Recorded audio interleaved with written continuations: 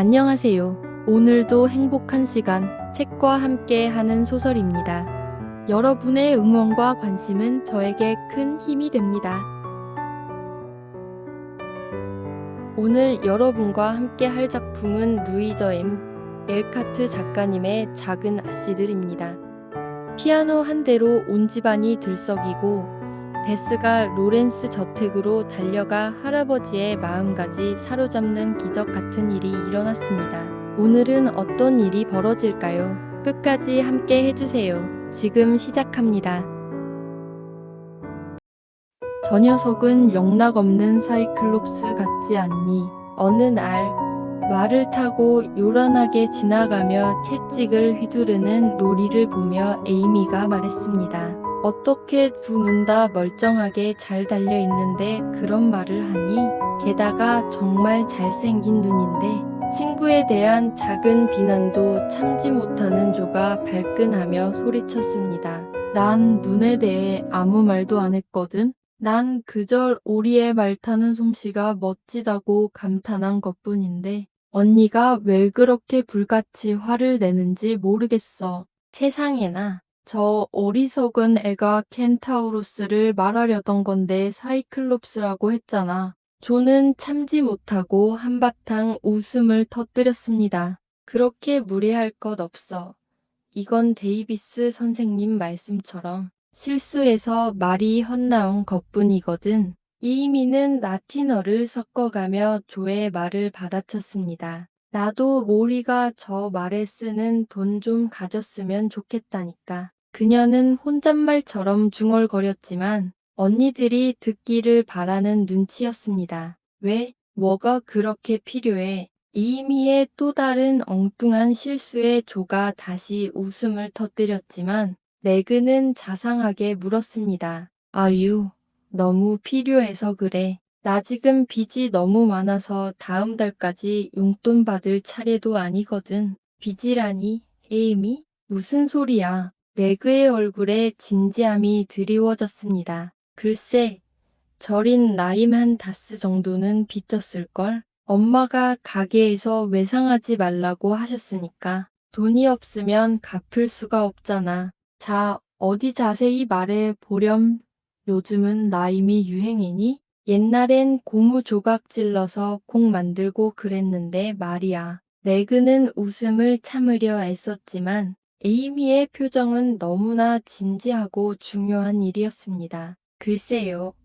언니, 여자애들이 늘 사 먹고 다니는데 저 혼자 안 사 먹으면 인색하다고 할걸요. 요즘엔 온통 라임뿐이에요. 수업 시간엔 책상 밑에서 몰래 빨아먹고 쉬는 시간엔 연필이나 구슬 반지, 종이 인형 같은 거랑 바꿔 먹어요. 어떤 애가 다른 애를 좋아하면 라임을 나눠주고 화가 나면 면전에서 꼴깍 다 먹어버리고 한 입도 안 줘요. 번갈아 한 턱씩 쏘는 건데 저는 워낙 많이 얻어먹기만 하고 한 번도 갚지를 못했어요. 그런데 이건 의리의 빚이라 꼭 갚아야 하거든요.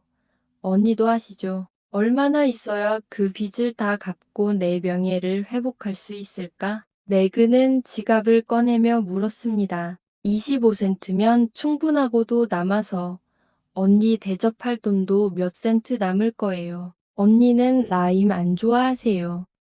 별로 안 좋아래. 내 몫은 그냥 내가 다 써. 자, 여기 돈. 알겠지만 돈이 그렇게 넉넉한 건 아니니 최대한 아껴 써야 한다. 아, 고마워요. 용돈 있다는 게 이렇게 좋을 줄이야. 이번 주 내내 아임을 못 먹어서 죽을 지경이었는데 이제 맘껏 먹는 잔치를 벌여야겠어요. 갚을 수도 없는데 얻어먹는 게 염치 없어서 하나도 못 먹었거든요. 하나라도 먹고 싶어서 정말 간절했어요. 다음 날 에이미는 학교에 조금 늦게 도착했지만 책상 깊숙한 곳에 넣기 전 젖은 갈색 종이 꾸러미를 자랑스럽게 한번 내보이는 유혹을 참을 수 없었습니다. 그리고 몇 분 지나지 않아 에임이 마치 양이 맛있는 절인 라임 24개를 구했다는 소문 오는 길에 이미 하나를 먹어버렸지만요가 오늘 한턱 낼 것이라는 소문이 그녀의 또래 집단에 삽시간에 퍼져나갔고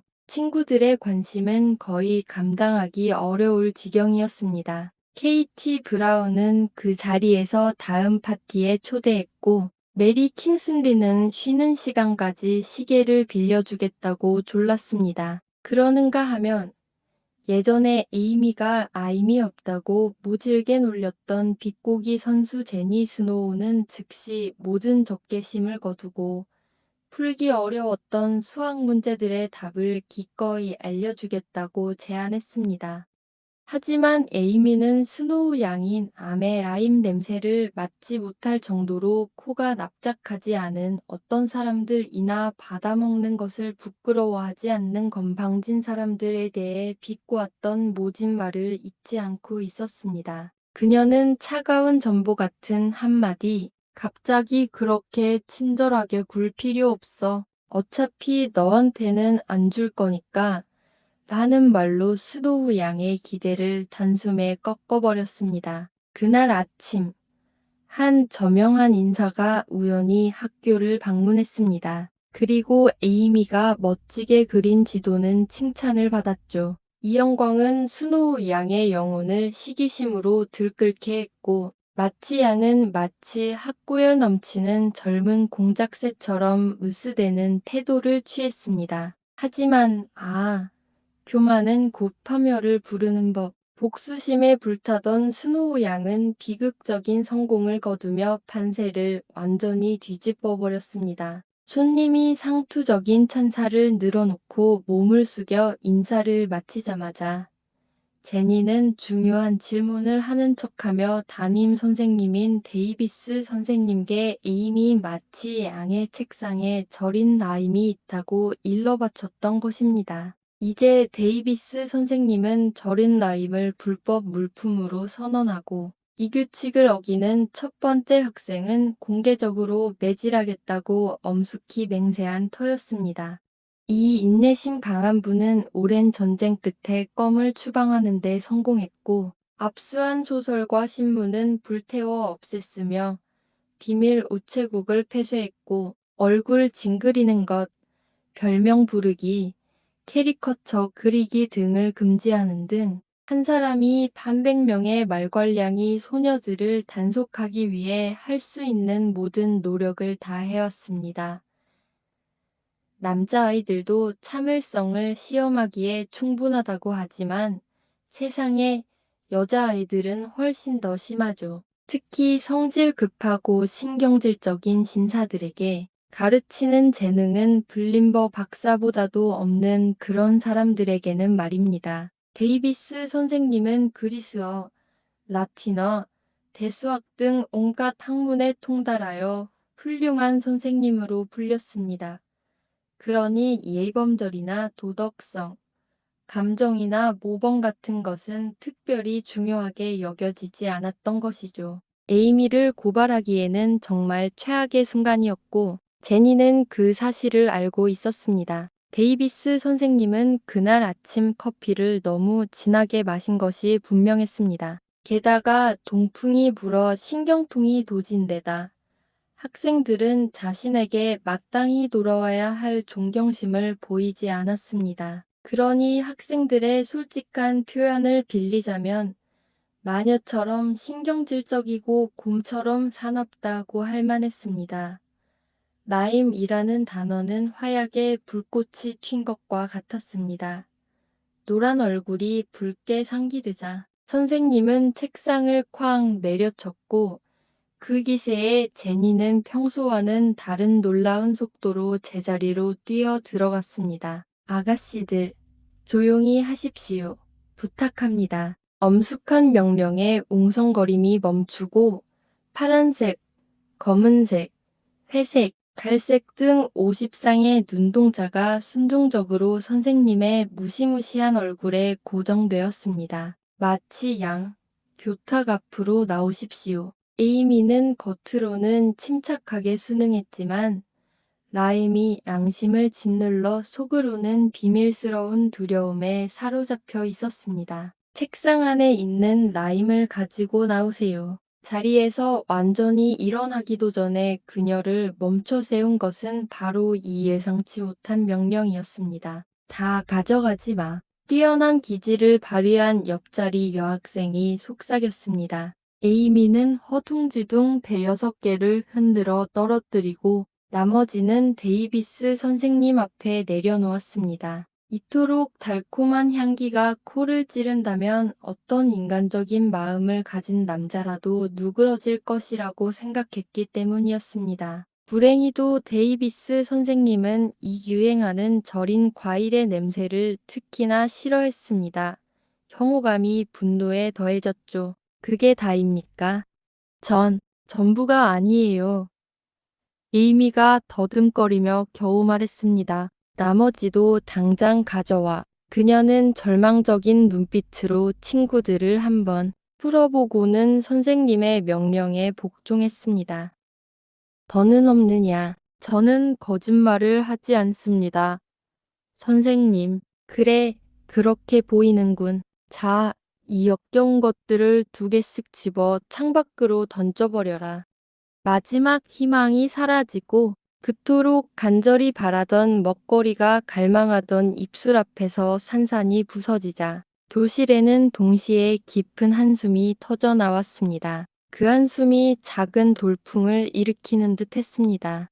수치심과 분노로 새빨개진 에이미는 6번이나 공포스러운 발걸음으로 오고 가야 했습니다. 통통하고 탐스러워 보이는 라임들이 그녀의 주저하는 손에서 하나둘씩 떨어져 나갈 때마다 길거리에서 터져 나오는 환호성이 소녀들의 고통을 극대화했습니다.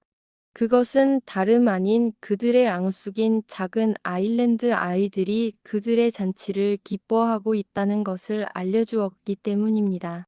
이 일은 정말 너무했습니다. 모두가 얄궂은 데이비스 선생님에게 분노하거나 호소하는 시선을 던졌고 라임을 열렬히 사랑하던 한 소녀는 기어이 울음을 터뜨리고 말았습니다. 에이미가 마지막 왕복을 마치고 돌아오자 데이비스 선생님은 불길한 소리를 내며 가장 위험 있는 태도로 말했습니다. 아가씨들, 내가 일주일 전에 무엇이라고 말했는지 기억하겠지요? 넌 일이 벌어진 것은 유감이지만 나는 나의 규칙이 침해되는 것을 결코 용납하지 않으며 결코 내 말을 어기지도 않습니다. 마치 손을 내미세요. 에이미는 움찔하며 2손을 뒤로 감추고는 차마 입 밖으로 내지 못할 말들을 대신하는 듯 여원하는 눈빛으로 선생님을 바라보았습니다.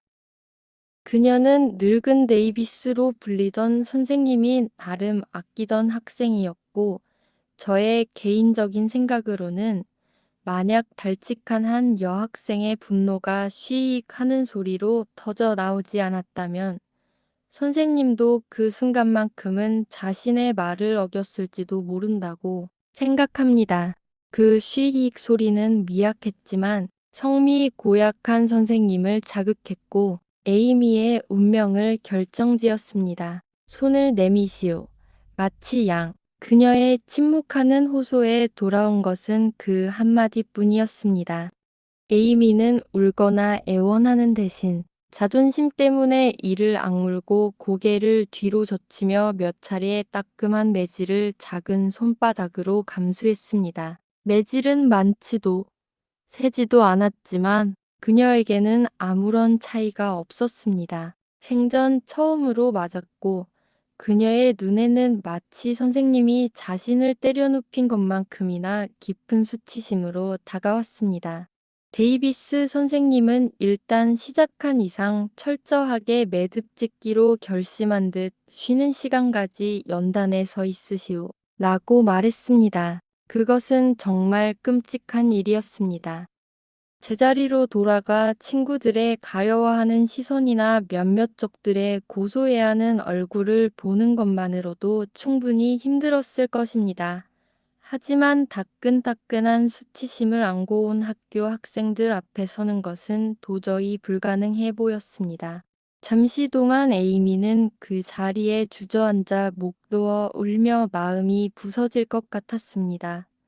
그러나 억울함에 대한 스라린 감각과 제니 스노우를 떠올리자 그녀는 겨우 그 고통을 견딜 수 있었습니다. 불명예스러운 자리에 선 그녀는 수많은 얼굴들이 파도치는 듯한 교실 위, 발로 연통해 시선을 고정했습니다. 너무나도 미동도 없이 창백한 채 서 있는 그녀의 모습에 학생들은 저렇게 애처로운 모습을 눈앞에 두고 공부하는 것이 무척이나 어려웠습니다. 뒤인 15분 동안 자존심 강하고 여린 그 어린 소녀는 결코 잊을 수 없는 수치심과 고통을 겪었습니다. 다른 사람들에게는 우스꽝스럽거나 사소한 일처럼 보였겠지만 그녀에게는 너무나 가혹한 경험이었습니다. 살아온 12년 평생 오직 사랑으로만 교육받았기에 그런 종류의 체벌은 단 한 번도 경험해 본 적이 없었기 때문입니다.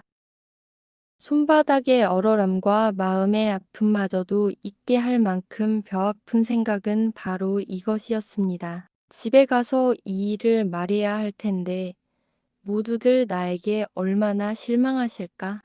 15분은 마치 1시간처럼 길게 느껴졌지만 마침내 끝이 났고 쉬는 시간, 이라는 말은 그 어떤 때보다 반갑게 들렸습니다.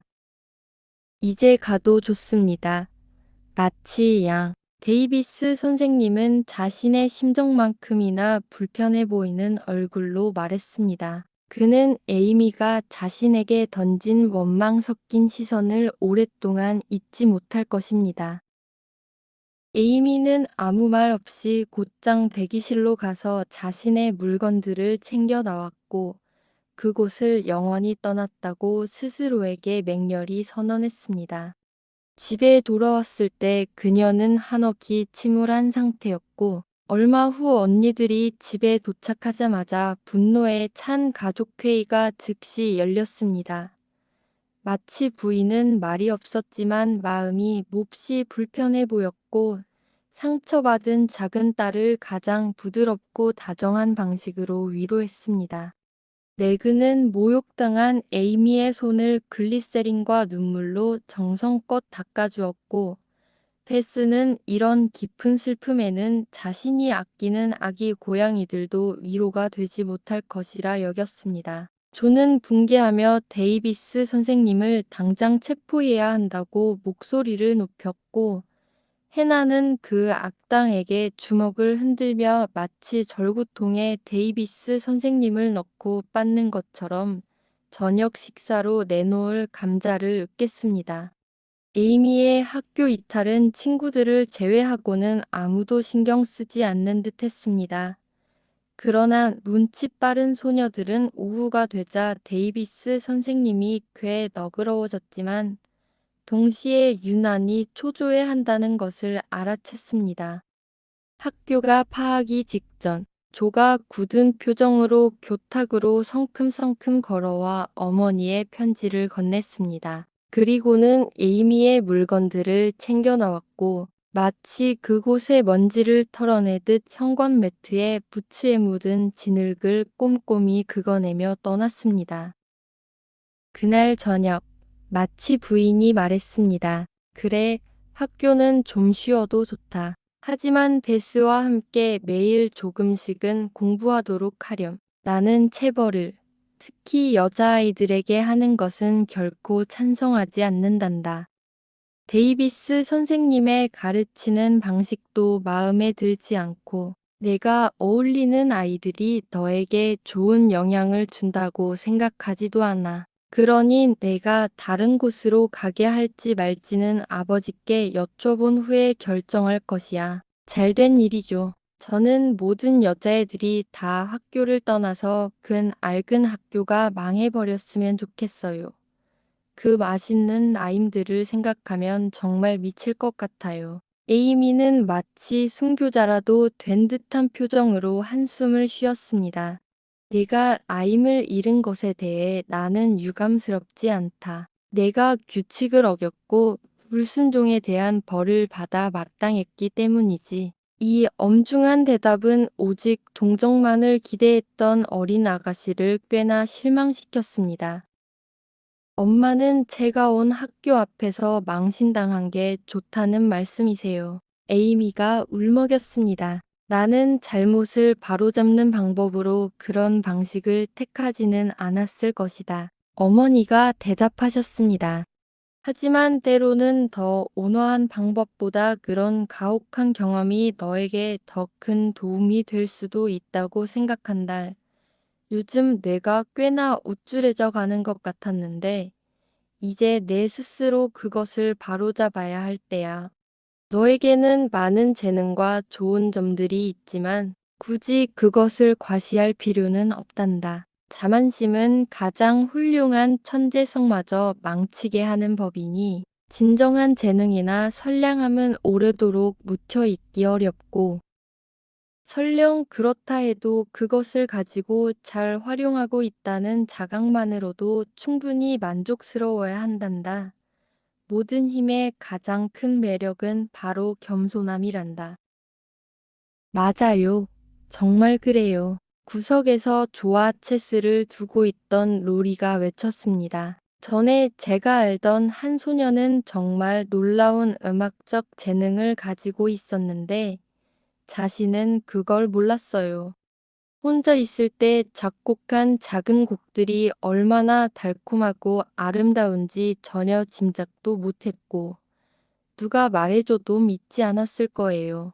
저도 그 착한 소녀를 만났더라면 좋았을 텐데 제가 너무 멍청해서 아마 그 소녀가 저를 많이 도와줬을 거예요. 로리 옆에 서서 열심히 이야기를 듣고 있던 베스가 말했습니다. 너는 그 소녀를 알고 있고 그 소녀는 세상 그 누구보다 너를 더 잘 도와주고 있어. 로리는 개구쟁이 같은 가만 눈으로 베스를 바라보며 은근한 미소를 지었습니다. 그 예측하지 못한 깨달음에 베스는 갑자기 얼굴이 새빨개져서 소파 쿠션에 얼굴을 파묻었습니다. 조는 베스를 칭찬해준 노리에게 보답이라도 하듯 체스 게임을 일부러 져주었습니다. 베스는 노리의 칭찬을 들은 후로는 도저히 피아노를 칠 수 없었기 때문이었죠. 노리는 최선을 다해 즐겁게 노래를 불렀습니다. 마치가 가족들 앞에서는 좀처럼 우울한 모습을 보이지 않으려 했기에 로리는 유난히 활기찬 기분이었습니다. 로리가 돌아간 뒤 저녁 내내 깊은 생각에 잠겨있던 에이미가 문득 무언가 새로운 생각이 떠오른 듯 갑자기 물었습니다. 로리 오빠는 교양이 아주 몸에 밴 아이인가요? 그래, 아주 훌륭한 교육을 받았고 재능도 많단다. 너무 떠받들어 주지만 않는다면 분명 훌륭한 사람으로 자랄 거야. 어머니가 대답했습니다. 그리고 잘난 체하지도 않죠. 그렇죠. 에이미가 다시 물었습니다. 조금도 그렇지 않단다. 그래서 그 아이가 그렇게 매력적이고 우리 모두 그를 그렇게 좋아하는 거란다. 아하, 알겠어요. 학식이 깊고 우아한 건 좋지만 잘난 체하거나 우쭐대서는 안 된다는 거군요. 이미는 깊은 생각에 잠긴 듯 말했습니다. 그런 것들은 겸손하게 사용된다면 늘 그 사람의 태도와 대화 속에서 자연스럽게 드러나고 느껴지는 법이란다. 굳이 애써 드러낼 필요가 없지. 마치 부인이 덧붙였습니다. 마치 사람들이 알아주라고 가진 보닛이랑 드레스랑 리본을 한꺼번에 전부 다 차려입을 필요 없는 것과 같은 이치지. 조가 말하자 마치 부인의 교훈은 유쾌한 웃음 속에서 마무리되었습니다. 라임처럼 달콤하고도 쓰라린 경험을 통해 겸손을 배운 에이미. 오늘 이야기는 여기까지입니다. 끝까지 함께 하여 주셔서 감사드립니다.